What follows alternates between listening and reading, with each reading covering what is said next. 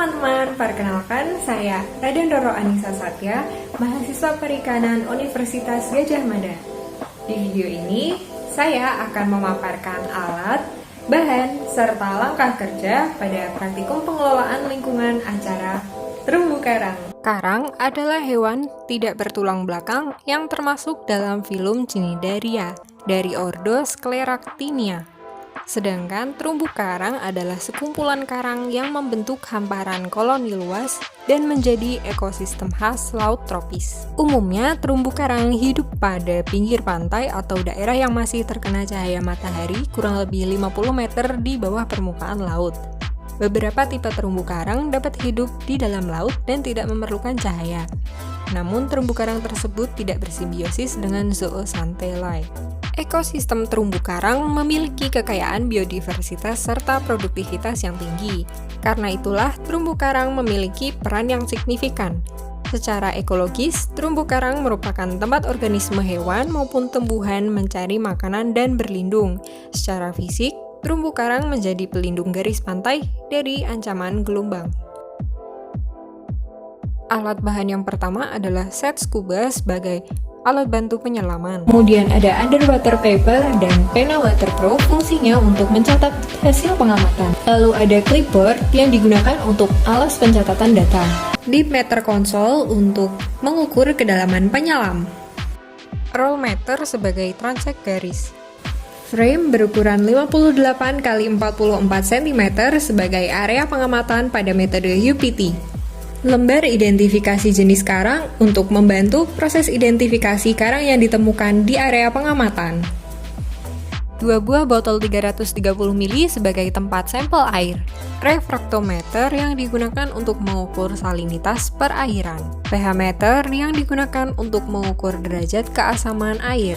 GPS untuk menentukan titik koordinat pengamatan. Termometer untuk mengukur suhu air dan suhu udara. Kamera underwater yang digunakan sebagai alat dokumentasi. Pertama, kita pasang transek sepanjang 20 meter sejajar dengan garis pantai.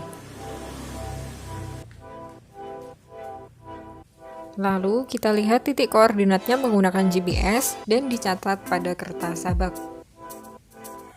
Selanjutnya, dilakukan pengamatan life form karang. Pengamatan dilakukan dari meter ke 0,5 hingga meter ke 20. Dilakukan juga dokumentasi di setiap titik pengamatan. Pengamatan dilakukan setiap 0,5 meter hingga meter ke 20 sehingga jumlahnya 40 titik pengamatan.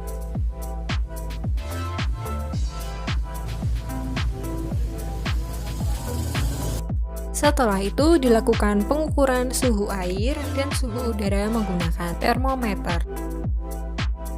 Setelah itu dilakukan pengambilan sampel air yang digunakan untuk mengukur pH dan salinitas. Langkah pertama pada metode LIT adalah pemasangan garis transek sepanjang 20 meter dengan posisi sejajar dengan garis pantai. Setelah itu, titik koordinat yang tertera di GPS dicatat pada kertas sabak. Lalu dilakukan pengamatan terhadap terumbu karang yang ada di sepanjang garis transek. Data yang diambil pada metode ini yaitu life form karang, panjang karang, dan transisinya. Data yang diperoleh dicatat pada kertas sabak. Setelah itu, dilakukan pengukuran suhu air dengan mencelupkan termometer ke perairan dan suhu udara dengan menggantungkan termometer di udara. Terakhir, dilakukan pengambilan sampel air untuk diuji salinitas dan pH perairannya. Pertama, kita lakukan pemasangan garis transek atau roll meter dengan posisi sejajar garis pantai.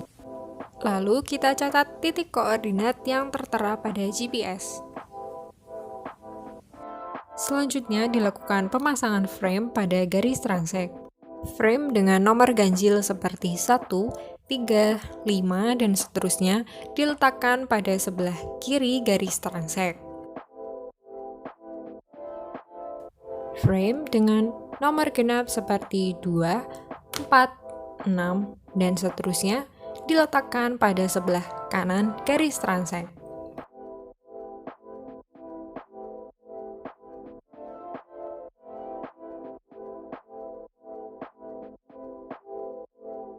Pemasangan frame dilakukan hingga akhir transek.